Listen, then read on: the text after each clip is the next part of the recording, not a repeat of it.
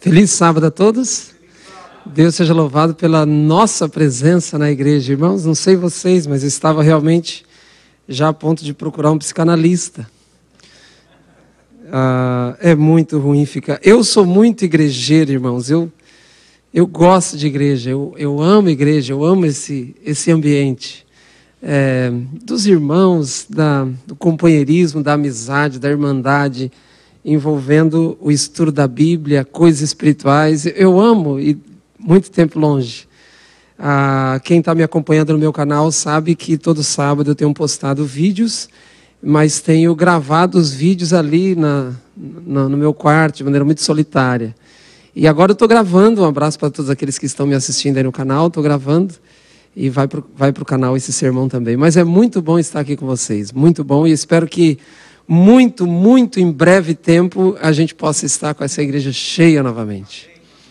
Deus seja louvado. Meus queridos, vamos sem mais delongas estudarmos a palavra, e a título de introdução, eu quero dizer que eu e minha esposa está aqui, as minhas filhas estão assistindo em casa, um beijo a elas. Eu quero dizer que nós já estamos aqui na América há 5 anos, e passou muito rápido. E nesses 5 anos eu tenho pregado especialmente aqui em Lancaster, sermões que já têm me acompanhado há muitos anos, obviamente sermões que eu tenho feito de quando em quando. E eu tenho alguns sermões, irmãos, que são muito... Obrigado, Luiz, deu tudo certinho. São sermões que são assim muito... Mas eu vou ler só no final, pode. São sermões que são muito marcantes para mim. Eu não transmito nenhuma mensagem que não tenha feito de alguma forma efeito para mim, em minha própria vida. E alguns sermões que há 22 anos eu estou na igreja, que tem me acompanhado, eu procuro de quando em quando pregar. Obviamente que eu já preguei aqui, então quando eu sou chamado para pregar em igrejas aí fora, eu tenho pregado esses sermões, repito, que tem me acompanhado durante esses mais de 20 anos de adventismo. Mas segundo estudos, depois de alguns estudos dizem 2 anos, alguns estudos dizem 3 anos, a gente já retém muito pouco daquilo que foi dito. No caso, um sermão que eu preguei aqui no começo, assim que eu cheguei na América, com certeza a maioria de vocês talvez lembre de uma ideia, de uma frase, de alguma colocação, mas não propriamente do sermão em si. Então eu me propus agora na volta da quarentena, especialmente aqui na igreja de Lancaster, repito que eu já preguei todos os sermões possíveis e imagináveis, já que eu tenho estado mais presente aqui com vocês desde que eu cheguei na América, eu vou retomar alguns desses sermões, e começando por hoje. Hoje é um sermão, eu vou apresentar um sermão que já preguei aqui, assim que eu cheguei aqui na América. Muitos de vocês com certeza não ouviram, mas alguns de vocês que já estão aqui desde que eu cheguei, vocês com certeza já ouviram, mas como eu disse, plena certeza que a maior parte do sermão você se esqueceu. Repito, como são mensagens que para mim fazem um efeito muito grande, eu decidi pregá-los novamente, esses sermões. Então, a partir de agora, vocês vão me ouvir pregando alguns sermões. É claro que eu vou fazer sermões novos, obviamente, mas eu vou apresentar alguns sermões que eu já preguei no passado. Vou pedir para você abrir sua Bíblia em Mateus capítulo 19. Mateus capítulo 19. E a título de introdução, eu tenho feito uma série escatológica lá no meu canal. Para aqueles que não conhecem, o meu canal no YouTube é A Busca, com o pastor Sandro Oliveira, e aqueles que não conhecem podem depois acessar. Nesse período de quarentena, creio que desde o final de março, abril, eu tenho falado sobre temas escatológicos. Semana passada eu falei sobre os últimos sermões, na verdade, falei sobre perfeccionismo. E eu quero encaixar esse sermão dentro desse tema. Ok? Vocês vão me entender melhor. Mateus capítulo 19, vamos analisar a narrativa bíblica sobre o jovem rico. Mateus capítulo 19, o jovem rico. A título de introdução, irmãos, você sabe que o Novo Testamento tem alguns textos que apresentam a necessidade de nós crescermos, de nós evoluirmos espiritualmente e, obviamente, afetando o nosso caráter. Paulo diz que nós, por exemplo, temos que alcançar a estatura da plenitude de Cristo.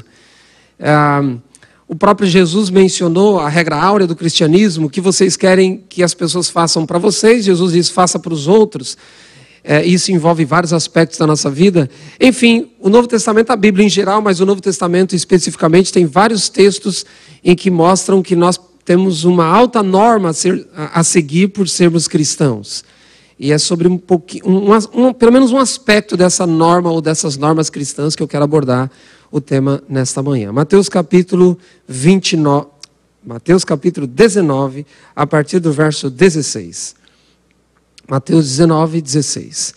E eis que alguém, aproximando-se, no caso de Jesus, lhe perguntou: Mestre, que farei eu de bom para alcançar a vida eterna? Deixa a sua Bíblia aberta, olha aqui para mim um pouquinho. Queridos, nós precisamos fazer alguma coisa para sermos salvos, sim ou não? Quem está em casa aí? Precisamos fazer alguma coisa para sermos salvos? Pessoal do meu canal, precisamos fazer alguma coisa para sermos salvos? Sim ou não? Precisamos fazer alguma coisa para sermos salvos? Sim ou não? Sim ou não? Pela máscara, eu estou vendo que minha esposa está dando risada, porque ela já viu esse sermão pelo menos umas 10 ou 15 vezes. Precisamos fazer alguma coisa para sermos salvos? Sim ou não? É normal, irmãos, em todas as igrejas que eu prego, ter metade da igreja dizendo sim, metade da igreja dizendo não, e quando não, alguma parte assim em dúvida, falo sim ou falo não. E conforme eu vou continuando fazendo a mesma pergunta, os que estavam no sim pulam para o não, os que estavam no não pulam para o sim, e aí vira uma Babilônia. Mas a pergunta é extremamente relevante, e a pergunta ela é básica a respeito das doutrinas cristãs. Será que nós precisamos fazer alguma coisa para sermos salvos? Veja, Jesus Cristo, ele tem como principal objetivo a nossa salvação. Então a pergunta é extremamente relevante. Precisamos fazer alguma coisa para sermos salvos? Então, eu preciso que você marque, deixe marcado Mateus capítulo 19, você que está em casa, você que está me acompanhando pelo canal, Mateus capítulo 19, deixa marcado e vá a sua Bíblia para Efésios capítulo 2. Efésios capítulo 2. Efésios capítulo 2. Queridos, diz o Espírito de Profecia, Ellen White, que a sacudidura se dará, e eu acredito que nós já estamos nela, a sacudidura se dará tendo como base a má compreensão da justificação pela fé. Então nós precisamos compreender esse tema da justificação pela fé. Nós, como adventistas do sétimo dia, que fazemos parte da linhagem protestante, cremos que somos o último movimento dessa linhagem protestante. Efésios capítulo 2, a pergunta é: precisamos fazer alguma coisa para sermos salvos? Será que precisamos fazer alguma coisa para sermos salvos? Essa é a pergunta e a Bíblia responde. Efésios capítulo 2, verso 8.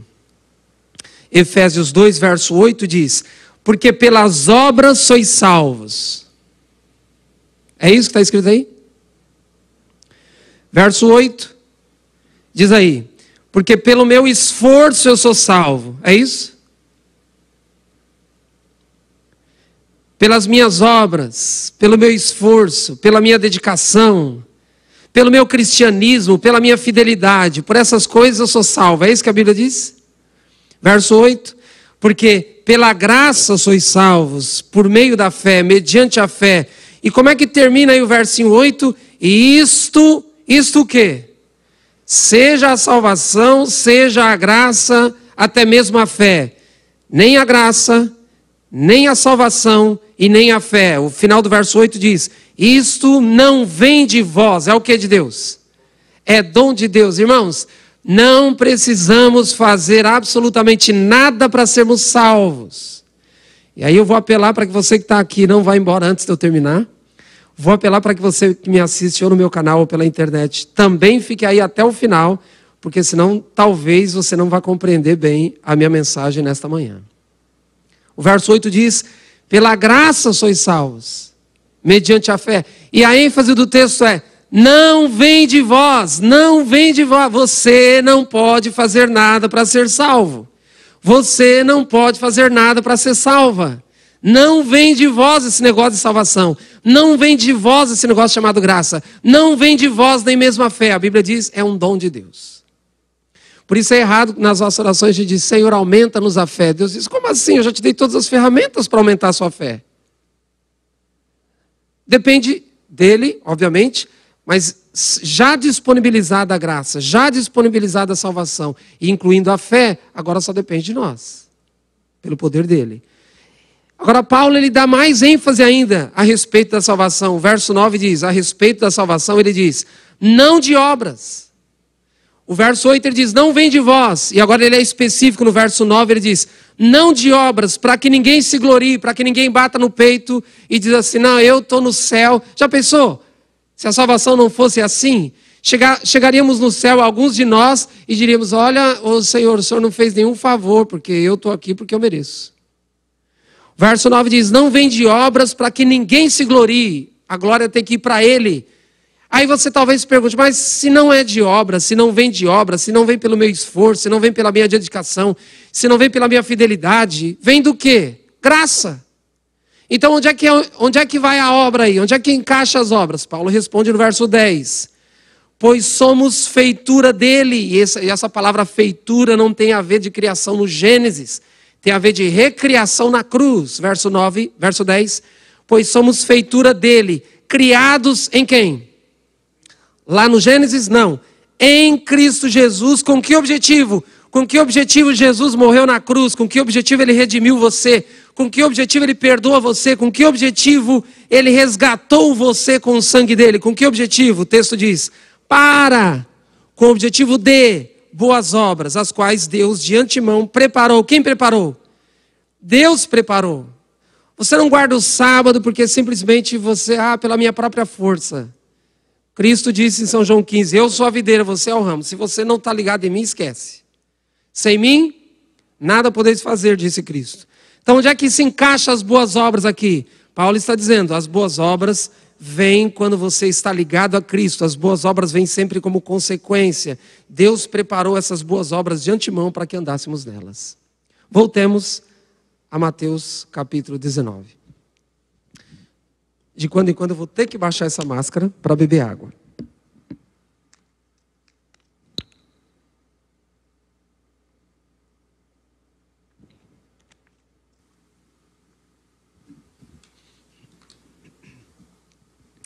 Mateus capítulo 19, a partir do verso 16 novamente.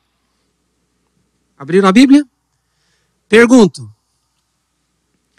Precisamos fazer alguma coisa para sermos salvos? Sim ou não? Precisamos fazer alguma coisa para sermos salvos? Sim ou não? Irmãos, Efésios 2:8 diz, não. Você não pode fazer nada para ser salvo. Nada, absolutamente nada. Agora, entenda uma coisa. Estou vendo que estão colocando na tela ali o texto. Parabéns, que beleza, Luiz. Entenda uma coisa. Às vezes a Bíblia apresenta a salvação no aspecto da justificação, da santificação e da glorificação juntos. Às vezes a Bíblia apresenta a palavra salvação só no aspecto de justificação. Às vezes a Bíblia apresenta a palavra salvação só no aspecto de santificação. Então, para você entender, justificação é o que Deus faz por você.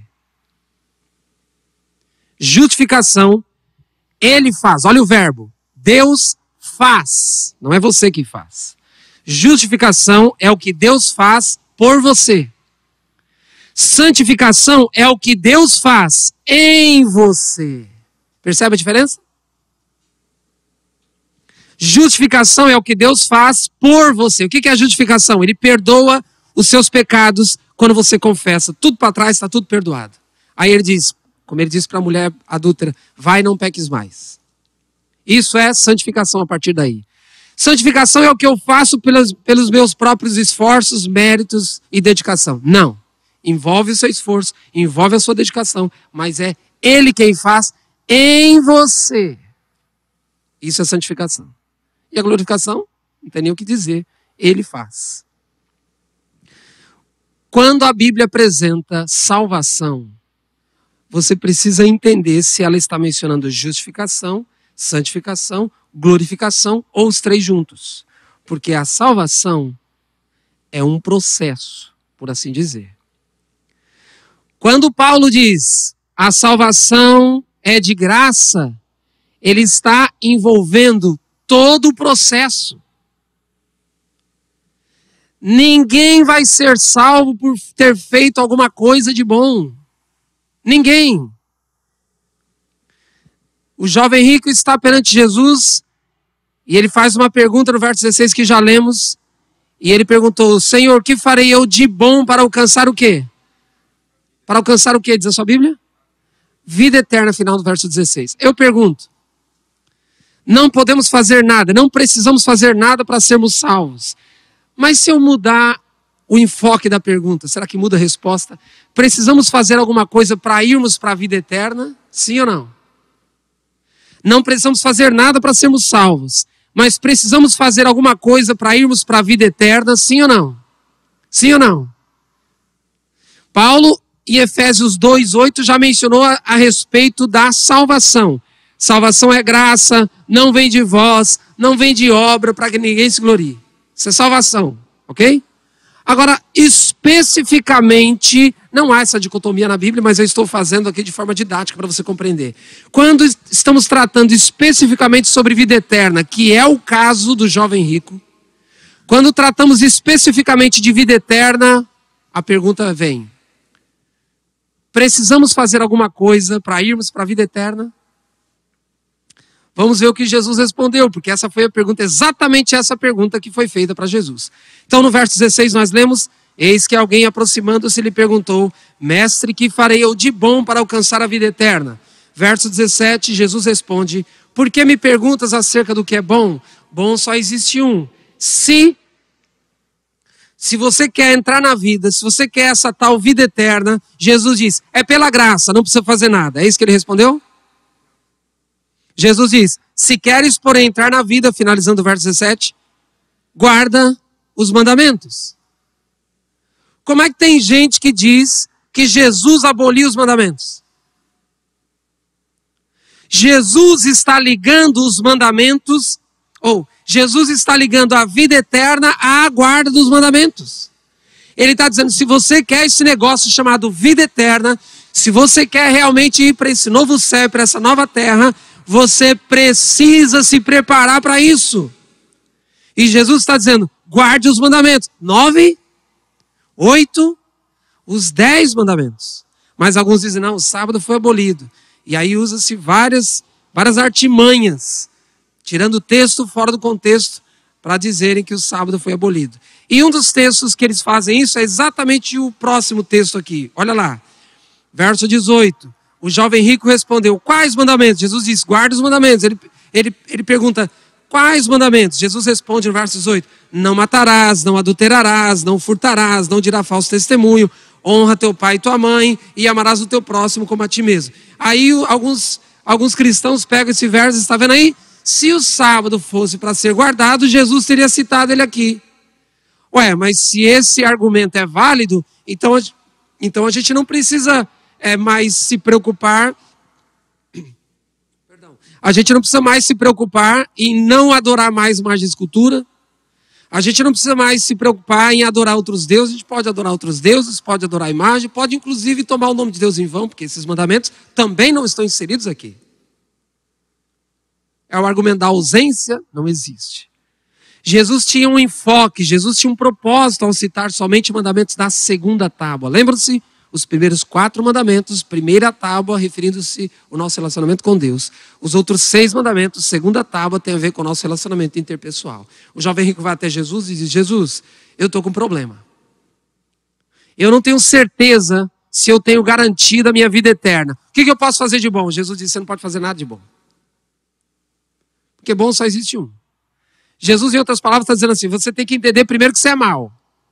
Mas se você abrir, estou parafraseando, Jesus disse: se você abrir seu coração, eu posso morar aí dentro e eu transformo você para que você guarde os meus mandamentos. Essa é a base da aliança. Se você for para Ezequiel capítulo 36, não precisa abrir, Mas Ezequiel 36 menciona exatamente isso. Jesus diz, Deus diz lá, eu vou arrancar o seu coração de pedra, vou colocar aí dentro um coração de carne, e vou colocar aí dentro o meu espírito, para que, com o objetivo de, você guarde os meus mandamentos. Então a gente guarda os mandamentos é pelo poder dele em nós. Lembre-se, justificação é o que Deus faz por mim. Santificação é o que ele faz em mim. A minha vida vai sendo transformada. Até a perfeição do caráter. O que eu estou tratando lá no meu canal. E o pessoal que me acompanha no canal sabe muito bem do que eu estou dizendo. O jovem rico pergunta para Jesus então, Jesus, eu tenho guardado esses mandamentos aí que o Senhor mencionou. Todos eles, desde pequeno. No verso 20 ele responde. Agora olha só. No verso 20, não só ele diz, eu já tenho guardado esses mandamentos, mas ele faz uma outra asseveração para Jesus. Olha só, finalizando o verso 20, ele diz, que me falta ainda? Então ele diz, Jesus, ó, eu tenho dúvida da minha vida eterna, não tenho certeza, mas é o seguinte, sobre esses mandamentos aí, eu tenho guardado todos eles. Esse não é o problema. Mas Jesus, se eu tenho guardado esses mandamentos todos, o que me falta ainda? Veja que ele sentia falta de alguma coisa. Esse é o motivo pelo qual ele foi fazer a pergunta para Jesus. Eu ainda sinto falta. Nós que somos adventistas e que dizemos guardar os mandamentos. Talvez alguns de nós que estamos aqui na igreja, talvez alguns que estão me assistindo pela internet ou pelo meu canal, também possam se caracterizar com esse jovem rico. Tenho guardado o sábado, tenho sido dizimista, tenho frequentado os cultos, tenho feito trabalho missionário, estudo a lição de escola sabatina, cultos em casa, está tudo ok, mas ainda sinto falta de alguma coisa. Não sinto que realmente a minha vida espiritual esteja plenamente fortalecida. Eu sinto que falta alguma coisa. Se Jesus voltar hoje, talvez eu não esteja 100% preparado. Ainda estou sentindo falta de alguma coisa. Essa era a dúvida e esse era o questionamento do jovem rico. Jesus, então, vai dar um checkmate para ele. Verso 21, ele diz que ainda sente falta, mesmo guardando os mandamentos. Então Jesus diz para ele no verso 21, se queres ser, o que diz a sua Bíblia? Olha, irmãos. Jesus diz, se queres ser perfeito, vai, vende os teus bens, dá aos pobres e terás um tesouro no céu. Depois vem e segue-me. Algumas coisas extremamente interessantes nesse verso 21. Primeira coisa, Jesus está dizendo para ele, ó, você ainda está guardando todos os mandamentos, mas ainda está sentindo falta de alguma coisa, é porque te falta a perfeição. Que coisa? Você está sentindo falta de alguma coisa porque você ainda não é perfeito, você precisa ser perfeito. É isso que Jesus está dizendo para ele. E aí Jesus diz para ele, vai, vende os teus bens, dá aos pobres. Eu tenho dito que os pregadores com seus evangelhos distorcidos dariam toda a sua fortuna para que Jesus pudesse ter dito aqui, vende os teus bens e dá para a igreja. Mas Jesus não disse isso. Jesus está dizendo para ele, você precisa ser perfeito, você precisa atingir um nível que você não atingiu ainda. É por isso que você sente falta de alguma coisa. Agora, sabe o que? Pelo menos duas coisas me chamam a atenção nesse texto. Primeira delas, Jesus diz para ele, você vai, vende os teus bens e dá para os pobres. Será que esse é o critério que Jesus se utiliza? Será que na mente de Jesus ser perfeito significa vender todos os bens e dar para os pobres? Será que para eu e você sermos perfeitos, atingirmos esse ideal, esse padrão, basta vendermos tudo que temos e darmos para os pobres e seremos então perfeitos? Será que esse é o padrão de perfeição para Cristo? Um detalhe interessante, Jesus está lidando com um jovem rico. Mas no Novo Testamento, há algum relato em que Jesus se relaciona com algum rico, algum outro rico, sim ou não? Sim, por exemplo, Zaqueu. Você encontra Jesus falando para Zaqueu para que ele venda todos os seus bens e dá para os pobres? Não. Jesus se relacionou com algum outro rico, além de Zaqueu e esse jovem? Quem? Nicodemos. Abraão até deu, né? Veja, se todos esses personagens, especificamente do Novo Testamento, foi mencionado aqui, Jesus não diz para eles, venda os seus bens, dá para os pobres, e aí você vai ser perfeito. Somente para esse jovem rico há esse mandamento. Pergunto, por quê? Junto com esse porquê, tem um outro porquê. Tem dois porquês. O primeiro é esse. Jesus está dizendo para ele, vende os teus bens, dá para os pobres. Por quê? Porque também, quando Jesus foi mencionar os mandamentos, só mencionou mandamentos da segunda tábua. Por quê? Porque Jesus excluiu os 4 primeiros mandamentos que têm a ver com o nosso relacionamento com Ele, Deus. Porque Jesus só mencionou, ao conversar, ao dialogar com o jovem, porque Jesus só mencionou os mandamentos da segunda tábua. Por quê? Que tem a ver com nossos relacionamentos, incluindo os pobres. Porque Jesus, ao citar aqui a perfeição, Jesus diz, você vai alcançar esse nível se você vender todos os seus bens e dar para os pobres. Por quê? Sabe uma outra coisa interessante que eu vejo nesse verso 21? Jesus tinha uma característica em fazer discípulos. Você encontra Mateus. Era o método de Jesus fazer discípulo assim. Vem, segue-me. Era isso que ele dizia.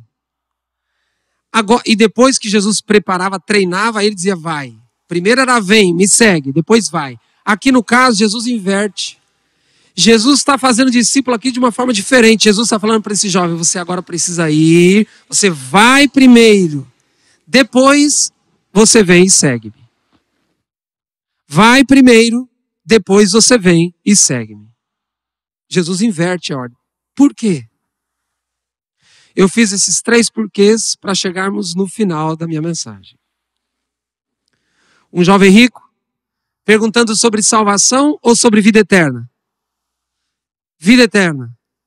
Jovem rico perguntando sobre vida eterna. E Jesus disse, se você quer esse negócio chamado vida eterna, guarde os mandamentos. Quais?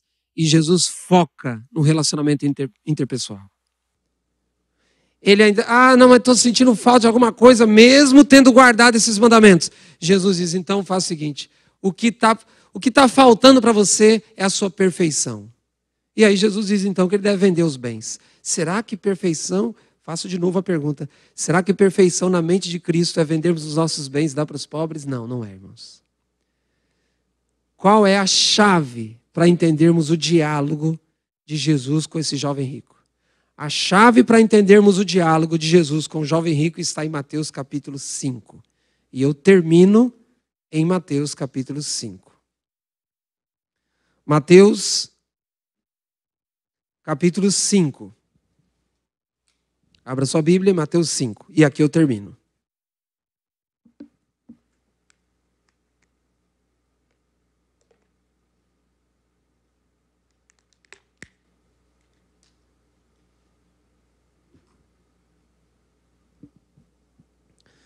Se alguns anos atrás alguém me dissesse que eu ia estar pregando um dia no púlpito de máscara, eu ia achar que era uma piada. Que coisa, né? Mateus capítulo 5. Qual é a chave para entendermos o diálogo de Jesus com o jovem rico? Mateus capítulo 5. Você vai me acompanhar a partir do verso 43. Mateus 5, verso 43. E repito, aqui eu termino. E depois leio mais 2 textos de Ellen White. E aí termino o sermão. Mateus capítulo 5. A partir do verso 43, tem um título aí, um subtítulo na sua Bíblia. Qual é o subtítulo? Do amor a quem? Ao próximo. Não é do amor a Deus. É o amor canalizado ao próximo. Não era exatamente esse o contexto em que Jesus estava mencionando os mandamentos para o jovem rico? Falando do amor ao próximo, Jesus disse assim, precisamos entender o que é perfeição na mente de Cristo, porque ele falou para o jovem rico que ele precisava ser perfeito. O que é perfeição na mente de Cristo? Verso 43 de Mateus 5. Ouvistes que foi dito, amarás o teu próximo e odiarás o teu inimigo. verso 44, Jesus diz, eu, porém, vos digo, amai os vossos inimigos e orai pelos que vos perseguem. E aí vocês vão se tornar filhos de Deus. Então tem todo um contexto aqui em que Jesus, a partir do verso 43, está mencionando amor ao próximo. Repito, irmãos, Jesus, a partir do verso 43, está falando do amor ao próximo. E aí quando ele chega no verso 48, na maioria das Bíblias, qual é a primeira palavra do verso 48? Estou em Mateus 5, verso 48, na maioria das Bíblias, qual é a primeira palavra do verso 48? Portanto, se a sua Bíblia não começa com a palavra portanto, no meio da frase, talvez a segunda ou a terceira, é pois. Se não tem um portanto, vai ter um pois aí nesse verso. Esse pois, esse portanto, indica a conclusão de um assunto. Jesus está fechando o assunto, Jesus está fechando uma linha de raciocínio. No verso 48, e é por isso que ele usa a expressão portanto ou pois no português, porque tem lá no grego. Jesus está dizendo, portanto, fechando a linha de raciocínio que ele estava. E eu pergunto, qual é a linha de raciocínio que Jesus estava traçando desde o verso 43? Do amor a quem? Do amor ao próximo. E fechando a linha de raciocínio sobre amor ao próximo, no verso 48, ele diz, portanto, sede vós o quê? Sede vós o quê?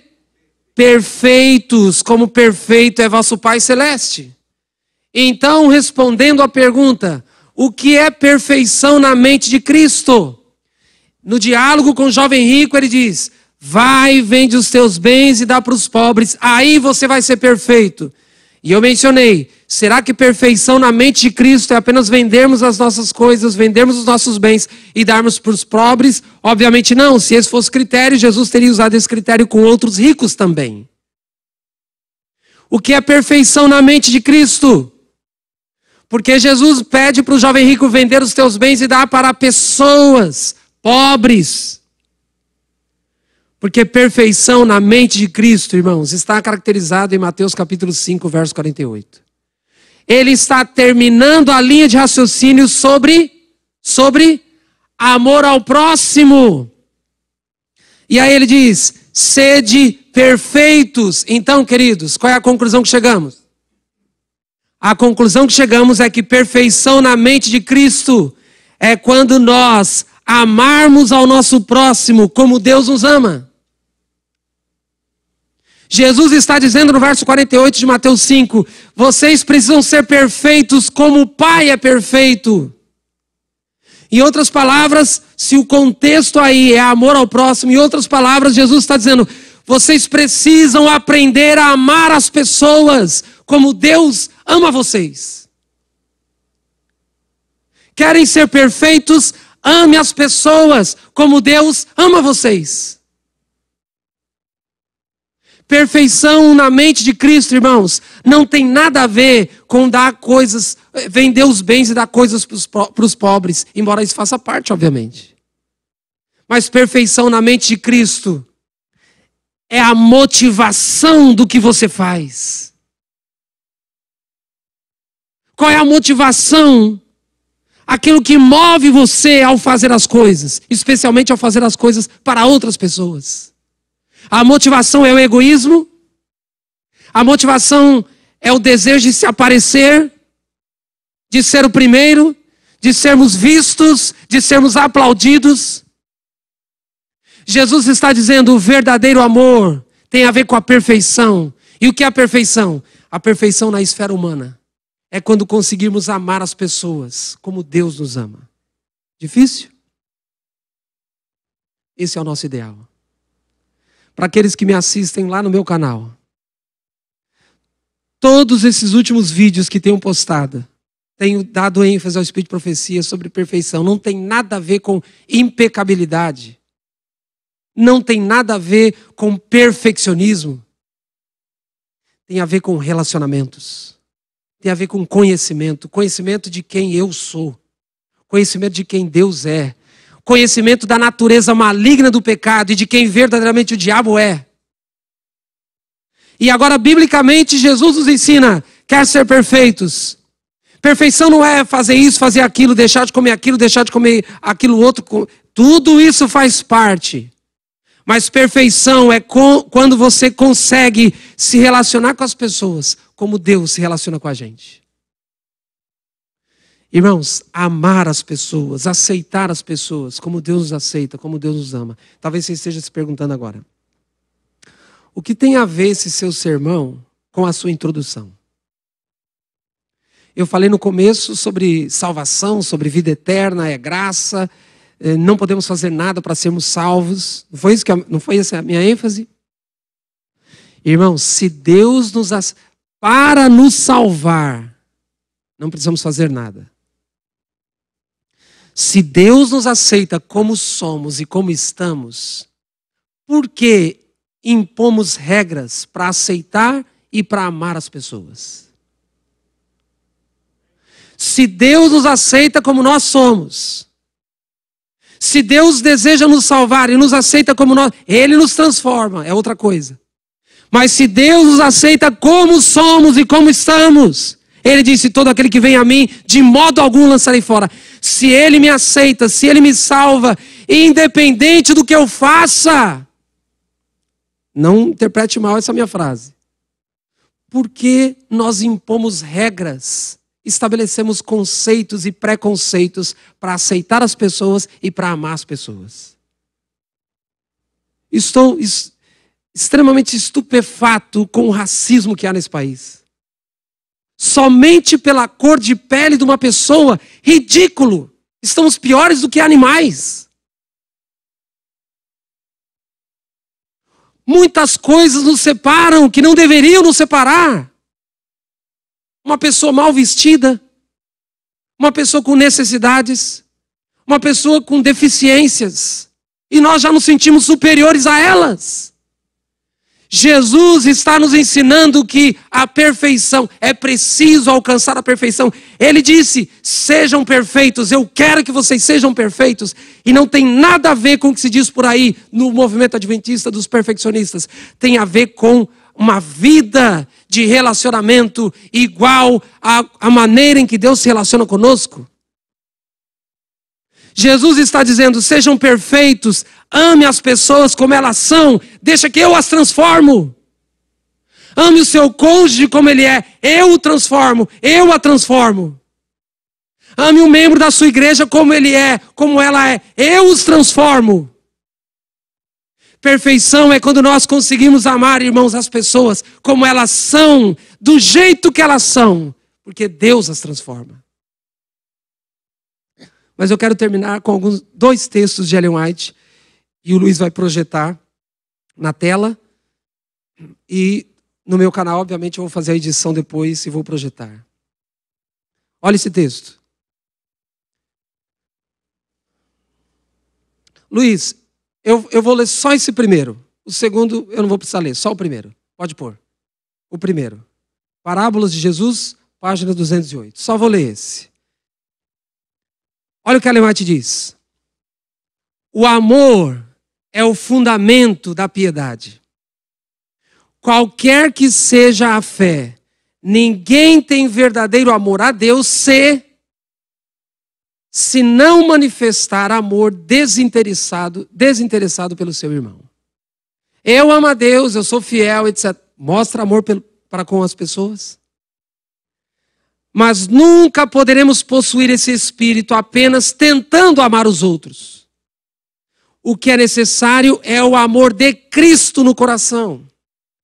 Quando o eu está imerso em Cristo, o amor brota espontaneamente. A perfeição de caráter do cristão é alcançada quando a perfeição de caráter é alcançada? Quando o impulso de auxiliar e abençoar a outros brota quando? De vez em quando.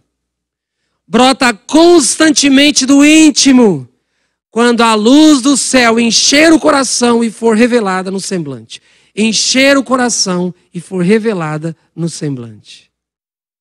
Irmãos, a perfeição de caráter do cristão é alcançada quando o impulso de auxiliar e abençoar a outros brotar constantemente do íntimo.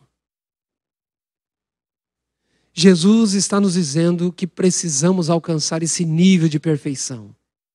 Queridos, essa pandemia, tomara que essa pandemia tenha nos ensinado muitas coisas. Tomara, irmãos, que agora que estamos voltando ao novo normal, como dizem, voltemos de forma mais sincera, mais honesta conosco mesmo. Tomara, irmãos, que a gente exerça mais a nossa humanidade.